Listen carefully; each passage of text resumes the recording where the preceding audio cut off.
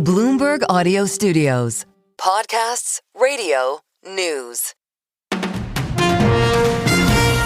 This is Bloomberg Daybreak Weekend, our global look at the top stories in the coming week from our Daybreak anchors all around the world. Straight ahead on the program, we'll look ahead to earnings from some of tech's Magnificent Seven. I'm Nathan Hager in Washington. I'm Caroline Hetke in London, where we're asking whether UK Prime Minister Keir Starmer can thaw frosty relations with China. I'm Doug Krisner, looking at what Apple earnings will indicate about Asia. That's all straight ahead on Bloomberg Daybreak Weekend. On Bloomberg 1130 New York, Bloomberg 99.1 Washington, D.C., Bloomberg 92.9 Boston, DAB Digital Radio London, Sirius XM 121, and around the world on BloombergRadio.com and the Bloomberg Business app.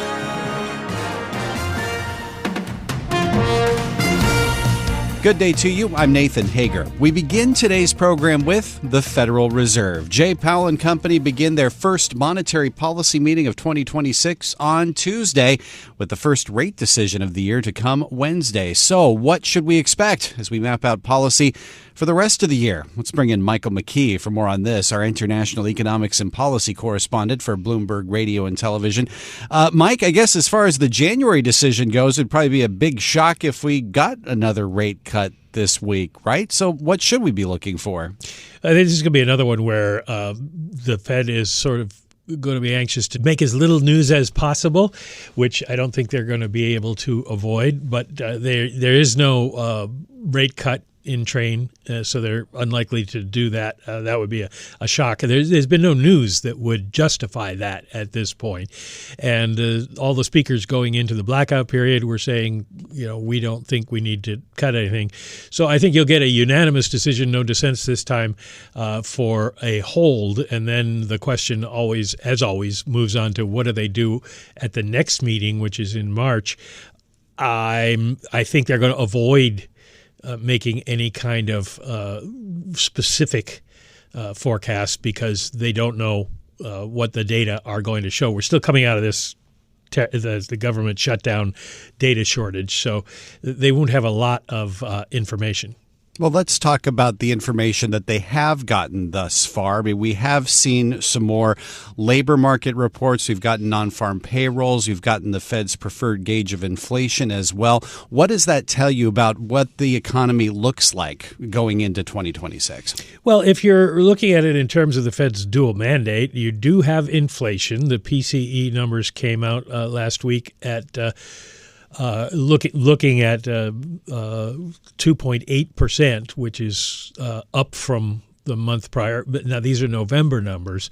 The December numbers won't come out yet for a couple of weeks. And in the December numbers, the expectation is that inflation will rise again to 3%. And then when you look at the jobs numbers, it's the unemployment rate went down last month, and jobless claims have stayed extremely low. So at worst, maybe you say for the moment, the labor market has stabilized, and so there's not really an economic argument for cutting rates. There's also a feeling that given the tax cut bill, we're going into tax season now, people will get higher refunds than they have in prior years, and that will feed some spending into the economy and keep it a little bit stronger. So there's no real need to cut rates at the moment. It's interesting because at the end of last year, there was so much focus on the idea of cracks in the labor market. Now, as you say, we are seeing this sort of sign of stabilization. While it seems like this last mile of getting inflation back down to the Fed's 2% target just seems to look like an uphill climb. Could we be seeing the Fed's focus shift now from the job market to inflation once again? I think they will move back. They were emphasizing the labor market. I think they'll move back to the middle at this point and waiting for more data. Next week, we won't have the December PCE numbers, so they'll still be looking to guess at what the numbers are going to be. And if it's going up to 3%, that's going to concern them. So I think they try to keep their options open with that and not emphasize the labor market just as much. But the problem with both sides of the mandate and the data are that the uncertainty that the Trump administration has caused has not gone away. We just went through a week of we're going to put big tariffs on Europe. Oh, no, we're not. And so companies don't know what to do. They're kind of hunkered down at the moment. They don't want to fire a lot of people if the economy is going to pick up. But if the economy is going to slow down or we're going to have inflation issues, then they're going to try to control costs, and you might see some layoffs. So at this point, we're kind of in this no man's land that we've been in for a year. You talked about the Fed maybe not wanting to make much news at this meeting. Of course, this is coming at a time where the central bank is facing continued pressures outside the committee room. This is going to be Chair Powell's first policy meeting since he announced that he's under a Justice Department investigation. How much could that weigh on this decision? Will it? I don't think it weighs on the decision at all because the investigation of Powell is sort of vengeance by the president, and the rest of the members of the Open Market Committee aren't going to think it means anything, and they will ignore it. But what will be interesting is, since the Fed's not expected to do anything exciting or surprise anybody with monetary policy, is the first question going to be about the decision, or is it going to be about the president's efforts to tar and feather the Fed chair? There probably will be a lot of focus on that. And my guess is that Powell will try to shut that down. Maybe say, I've already spoken my piece on this. Maybe something about the importance of Fed independence. But I don't think he wants to spend the entire news conference in a shouting match with the president. We know you're going to be there for that news conference and for the decision as well, with the January policy decision of the Federal Reserve coming up later on Wednesday. Thank you for this, Mike, as always. It's Michael McKee, international economics and policy correspondent for Bloomberg Radio and Television. We move next to a slew of corporate earnings. The focus this week turns to some of the biggest names in tech. We're going to hear from Tesla, Microsoft, Meta Platforms, all on Wednesday. We'll also hear from Apple after the close Thursday. Let's bring in Bloomberg Tech co-anchor Ed Ludlow to get us set for the Magnificent Seven earnings kickoff. Great to have you here, Ed. Let's start with Tesla, because we heard from the CEO, Elon Musk, at the World Economic Forum this past week. He was talking about the Optimus robots. Is that where the focus is going to be for investors when it comes to the earnings? Yeah, when it comes to earnings, you have to kind of unpick all of the noise that comes from Elon Musk in the interim. So what happened at the end of 2025 is Tesla had its second consecutive sales decline on an annual basis. Basically, they're not selling as many EVs, and there's lots of evidence that Musk's political activities last year impacted that. We had the end of federal credits in the United States and other factors, about the economy and competition. So when it comes to earnings, you kind of look for, well, was that story true? What is Tesla's explanation for it? Because it's the first chance they really talk about it. Then there's all the big picture stuff. And, we say on Bloomberg Tech all the time, Musk's greatest skill is keeping all the investors looking to the horizon on those future projects, which are robotaxi and humanoid robots. So when it comes to the core business, though, what's the show me story for Elon Musk and for Tesla when it comes to EV demand? The fact that we don't have those incentives and we're seeing that drawdown in demand across the EV sector. What's that going to mean for Tesla when it comes to the earnings? Yeah, again, it's a cutting through the noise kind of thing, especially when we're reporting the news on it. But what Tesla has done more recently inconsistently is in their earnings deck, a growth target. They will either say or they won't say, we expect 50% compound annual growth rate. And that's the only indication that we get to tell us that they have firm data and firm belief that they will or won't grow. Historically, that's been the story. For many years, Tesla grew at 50% a year, and then it stopped. And as I just said, 2 straight years of declining growth, declining sales growth. So you look into the deck, but again, it depends on the questions the analysts ask. It depends on what Tesla does a bit differently. The retail investors get to ask questions that they submit through an online portal. And lots of those often don't even worry about the day-to-day business of selling EVs. They just care about those shiny things. Yeah. Speaking of shiny things, let's move on to some of the other companies reporting earnings this week, including Meta Platforms. Of course, they've gone all in on AI spending right now. Is there such a thing as too much AI CapEx when it comes to Meta? Quite the opposite. The expectation is that capital expenditures across Meta and then the hyperscalers. So Meta, as you know, is a social media company that's also very interested in artificial intelligence, but it does not operate in the business of renting computer capacity to others. Those are cloud providers. In other words, Amazon, Microsoft, Google, and to a lesser extent, Oracle. But Meta's spending on its own data centers is so significant that we put it in that bucket. And the story's not changed from last quarter or last year. We track capital expenditures across all those names, and the market wants to see confidence of spending. The basic logic is if capital expenditures are in the range that investors forecast, they're higher than they were last year, then that shows a commitment to spending because the companies believe on the other side of building more data centers comes revenue growth, comes profit from all their work, particularly in AI. And we're going to hear from one of those hyperscalers you just mentioned, Microsoft. Of course, their Azure cloud business, it seems like that's been going gangbusters for several quarters now. So what's the expectation when it comes to Microsoft?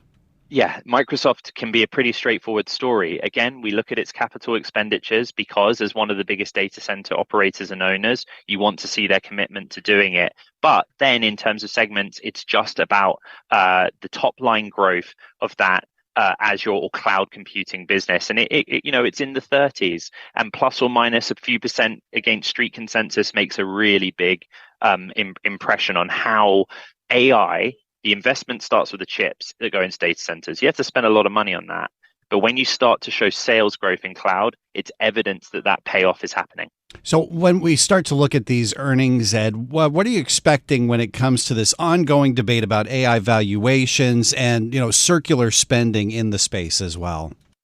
Yeah, the issue then takes us back to growth. The valuations are being justified by that growth narrative. And, if you read on the Bloomberg terminal, the team on equities in particular point out that actually that growth, if we take the Mag 7 as a bucket or we take the higher growth tech stock, the S&P 500, it isn't expected to be where it was in more recent quarters. So that gives you the potential for upside, of course, but it also means that they're going to have to tell a pretty good story to convince investors that where valuations are currently, these are stocks worth putting money into. You're going to see that story play out later on this week. Thank you for this, Ed. Again, great having you on with us. That's Bloomberg Tech co-anchor Ed Ludlow. And coming up on Bloomberg Daybreak Weekend, we'll look at whether the UK's Prime Minister Keir Starmer can thaw frosty relations with China. I'm Nathan Hager, and this is Bloomberg.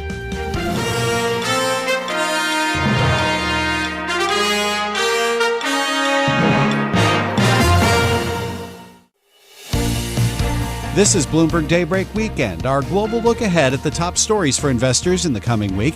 I'm Nathan Hager in Washington. Up later in the program, we'll look ahead to how earnings from Apple may have been affected by business in Asia. But first, in the coming days, UK Prime Minister Keir Starmer will become his nation's first leader to travel to China in more than 7 years. Starmer seeking to improve diplomatic ties as several geopolitical points of tension remain between the two countries. So how will Starmer's planned visits to Shanghai and Beijing play out? For more, let's go to London and bring in Bloomberg Daybreak Europe anchor Caroline Hepker. Nathan, the last British Premier to visit China was Theresa May back in 2018. Since then, relations between the two countries have worsened after the crackdown on pro-democracy protests in Hong Kong, a spate of espionage and cyber attack allegations, and Beijing's support for Russia's war in Ukraine. Despite the frosty state of affairs, Starmer is seeking something of a thaw. His optimistic approach is one he defended during a recent speech in which he called for the UK to take a pro-business approach to China, whilst recognising that it poses threats to national security. I am clear that no transformation today carries greater consequence than the rise of China. It is a nation of immense scale, ambition and ingenuity, a defining force in technology, in trade and global governance. So our response will not be driven by fear, nor softened by illusion. It will be grounded in strength, clarity, and sober realism, in line with our wider international approach and guided by our conviction.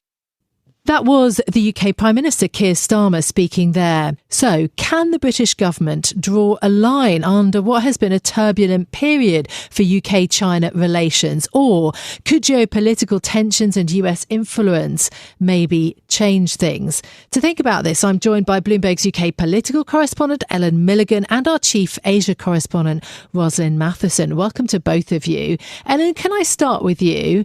There was a time when, under the previous government, the Conservatives, we were talking about the golden age in UK-China relations. I remember that, but it does seem like a long time ago, doesn't it? Yeah, so do you remember when David Cameron and Xi Jinping went to that kind of village pub and pulled pints and ate fish and chips?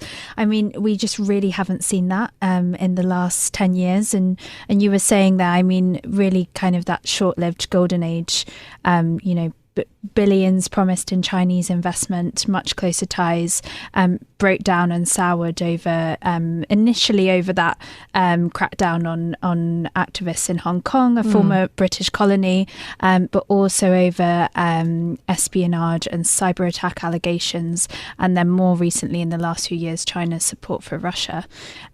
So what Keir Starmer's administration has long complained of is that under the Tories there was this kind of back and forth between the golden era and then a complete almost freeze of ties under particularly Boris Johnson, and that they wanted to get back to a more cooperative approach, but where they would still challenge China where they needed to. In terms of Keir Starmer's recent foreign policy ideas, then, the effort to try to set the record straight on Labour's China strategy, what is their view? Because there does seem to be still a push-pull, a strong push-pull in the UK about what attitude to adopt to Beijing. Yeah, I mean, Keir Starmer came in promising clarity over their China policy, and I think we've had anything but that. I mean, when he entered office in 2024, there was quite a quick succession in terms of high-profile visits to China. David Lammy, who was the Foreign Secretary at the time, now Deputy Prime Minister, the Chancellor Rachel Reeves, both went over there. And that pretty much stopped when Donald Trump re-entered the White House in January last year. I think Keir Starmer's foreign policy priorities were very much about establishing good relationships with the US, avoiding kind of the most harsh trade tariffs, Ukraine, and also the reset that he has been pursuing with the European Union.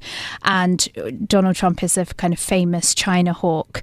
And so no visits really happened. And if they did happen, they were very much under the radar and Britain didn't shout about them. And I think what has happened in the last few months, Macron did a high-profile visit to Beijing. Yes. Merz, the German Chancellor, has one planned. And crucially, Trump had his own bilateral meeting with Xi Jinping and has also planned a state visit. And I think Starmer felt as though that paved the way for him to be able to kind of soften relations with China now too. OK.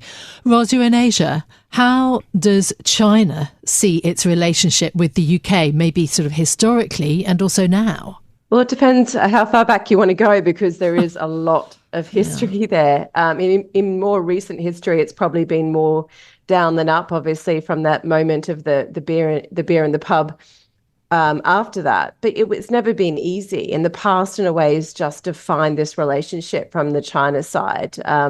They now see themselves, no doubt, as the senior partner, shifting from 100 years ago, the aftermath of the Opium Wars, which were very wounding to China. They managed an arrangement to get the return of Hong Kong, but China probably sees the UK as still having a sense of a proprietary air, weighing in particularly on Hong Kong issues, protests there, the rule of law. We've seen Keir Starmer criticise the conviction of the former Hong Kong media mogul Jimmy Lai. So a sense in China's eyes that the UK is still willing to interfere in its business in a different way, perhaps, than during the Opium Wars, but it's still there. And for China, what they want to do is put this relationship to focus really on business and investment and trade, because that's where China wants to benefit. And for them, the UK is a useful market as they also want to diversify in trade. So for them now, they probably see this relationship as very transactional, but probably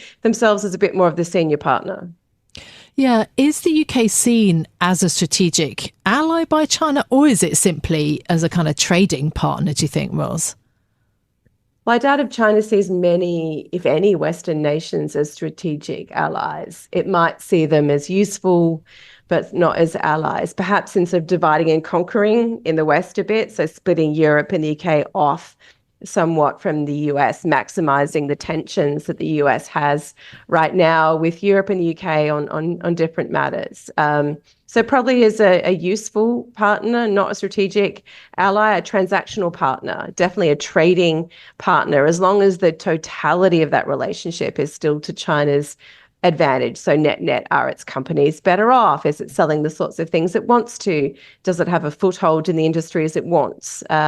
But that's probably how China would see it, as less a strategic ally, because they're not partnering on security matters, on defence. I mean, the UK has actually been quite critical of China for its tacit support of Russia, for example, in Ukraine, or as economic support for Russia. But certainly China would see them as, a useful partner potentially.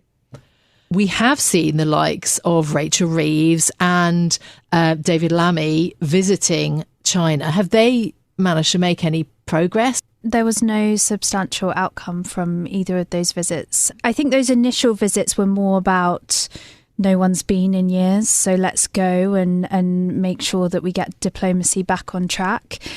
More progress has been made recently. Peter Carr, the tech secretary, he's now business secretary, went out late last year, and they've resumed this economic trade dialogue, which had not taken place, I think, since before Boris Johnson.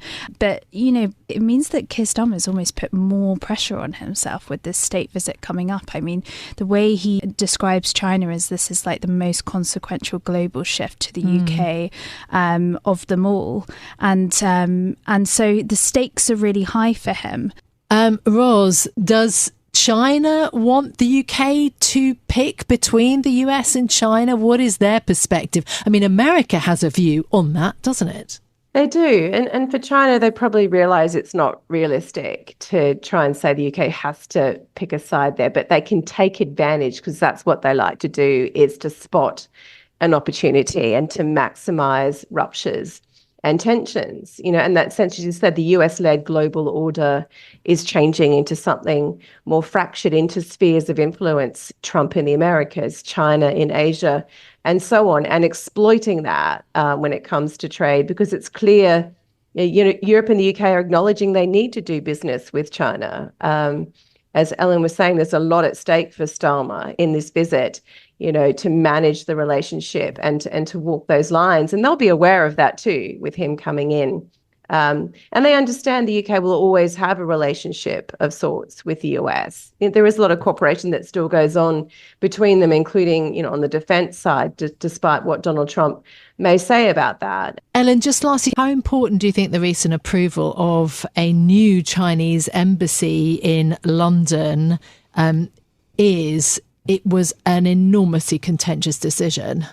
Well, we've spoken about how the US approach to China and Donald Trump coming back has complicated this reset. There have been two other major obstacles in the past year for Starmer.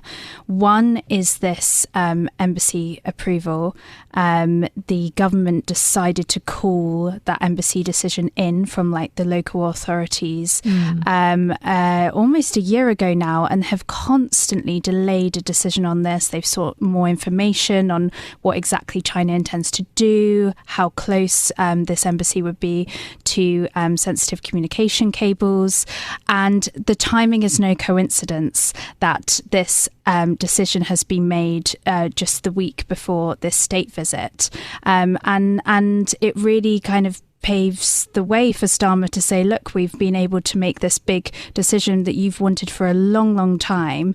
And also it's important because Britain has its own crumbling embassy in Beijing that it has had planning application to rebuild out for a while. So that's really important. And the second thing I would just say, because it would be amiss not to, is this criminal case against two Brits accused of spying for China that collapsed towards the end of last year. And that has been a big obstacle too. And we've spoken about there's a lot of China hawks across political parties in UK's parliament. And those are really the two big things that they continually point to for as examples for Starmer to be much more cautious with China. Okay. Ellen, thank you so much for being with me. That is Bloomberg's UK political correspondent, Ellen Milligan. And my thanks also to our chief Asia correspondent, Rosalind Matheson, for discussing this visit by Keir Starmer to China. And we will, of course, have full coverage of the Prime Minister's trip to China, including reaction on the ground and the key takeaways from the talks. I'm Caroline Hepker here in London. You can catch us every weekday morning for Bloomberg Daybreak Europe, beginning at 6 a.m. in London. That's 1 a.m. on Wall Street. Nathan. Thanks, Caroline. And coming up on Bloomberg Daybreak Weekend, we look ahead to earnings from tech giant Apple and how they may have been impacted by business in Asia. I'm Nathan Hager, and this is Bloomberg.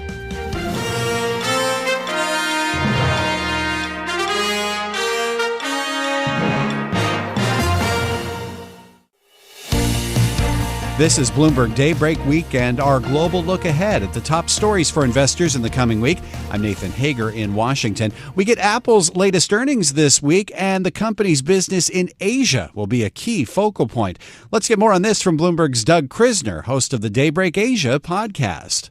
Nathan, there will be a couple of issues to consider from this quarterly report. First, sales of Apple devices in Greater China, a market where the competitive landscape is shifting.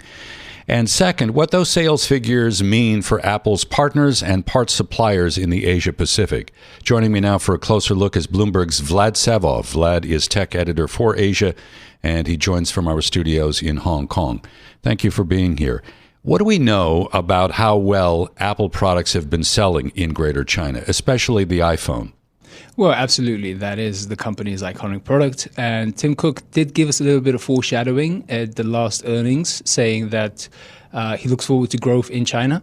And we got a hold of numbers from Counterpoint Research that showed that the iPhone overperformed the broader smartphone market significantly. That was up roughly about 28% year on year in the holiday quarter, whereas the overall China smartphone market actually dipped a couple of percentage points. So really, it signifies how big the iPhone 17 upgrades have been, how they've resonated with consumers.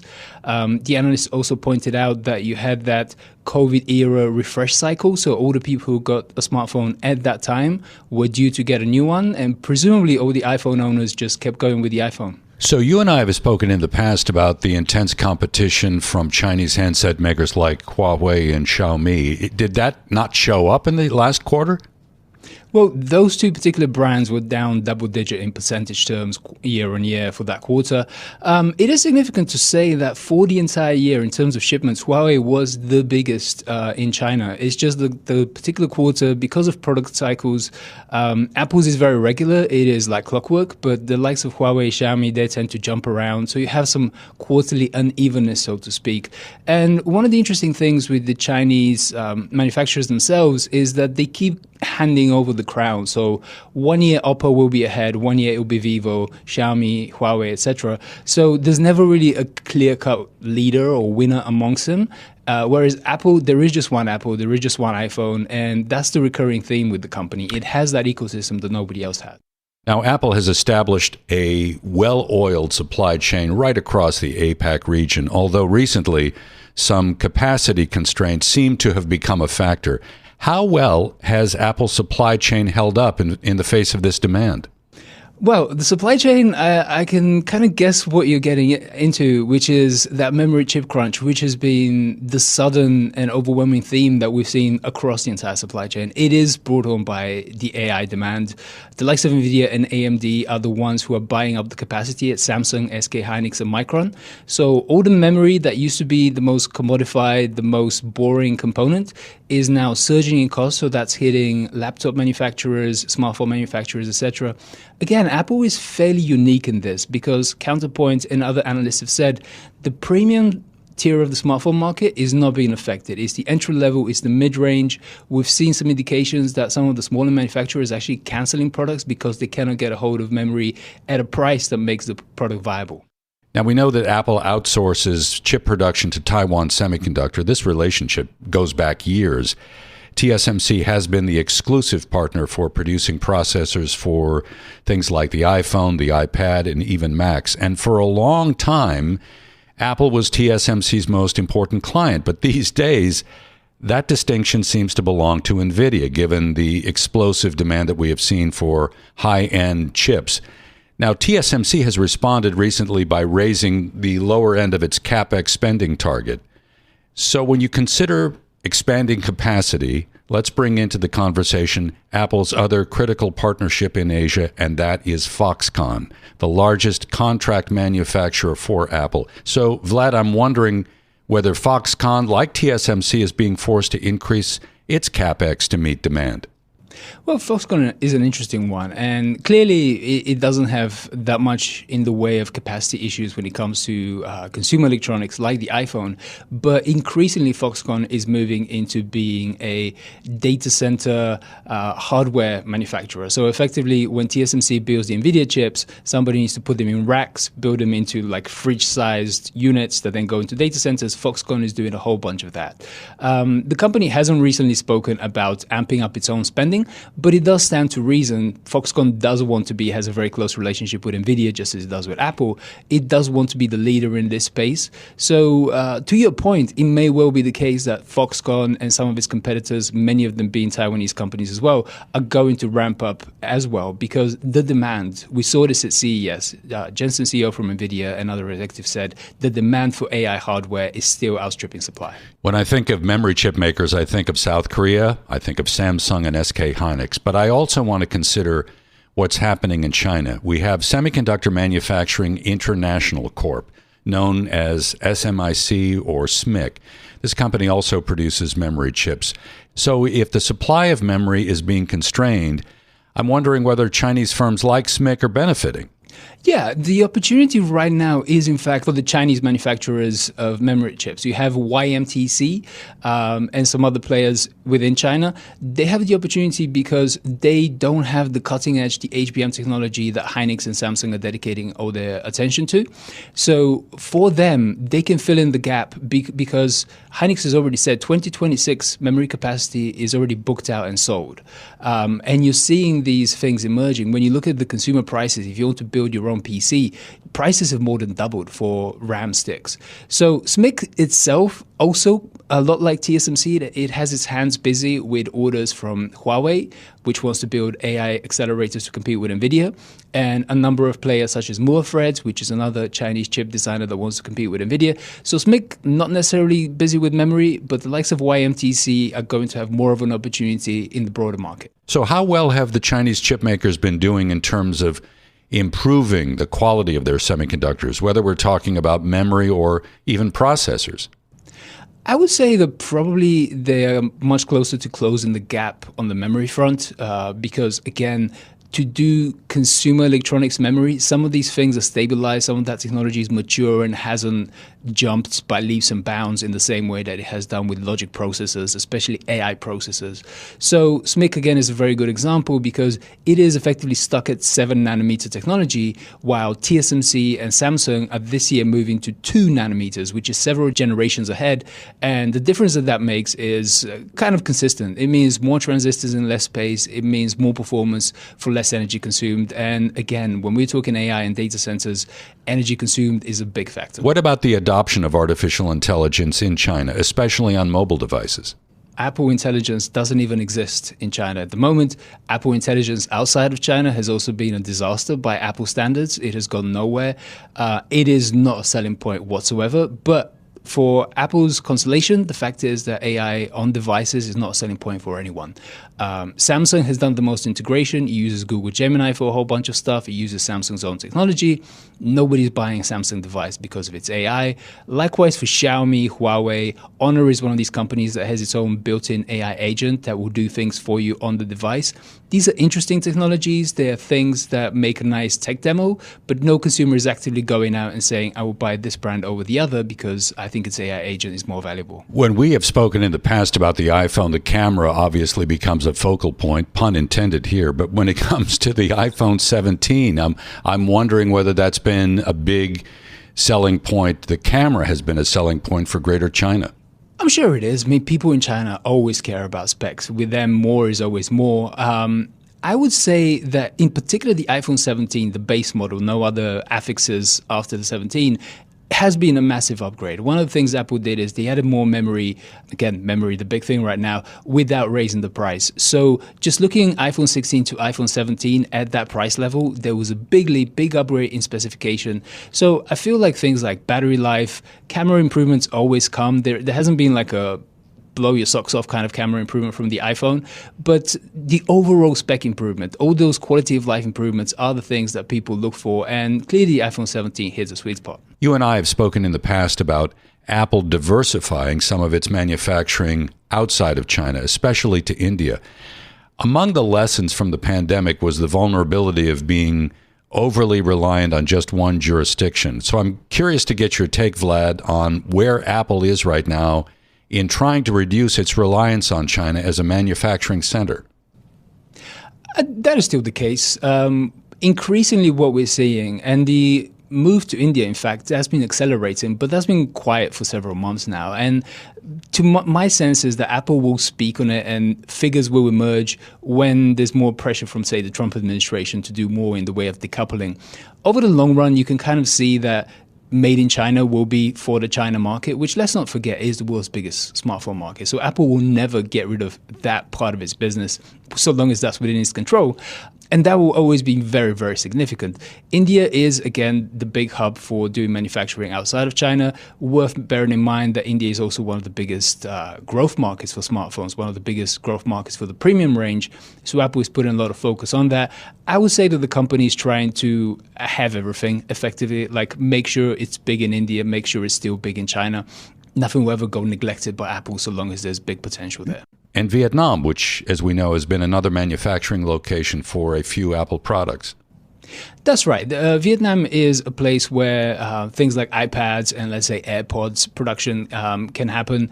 It is a place that others, Foxconn has facilities there, and other manufacturers are also doing work.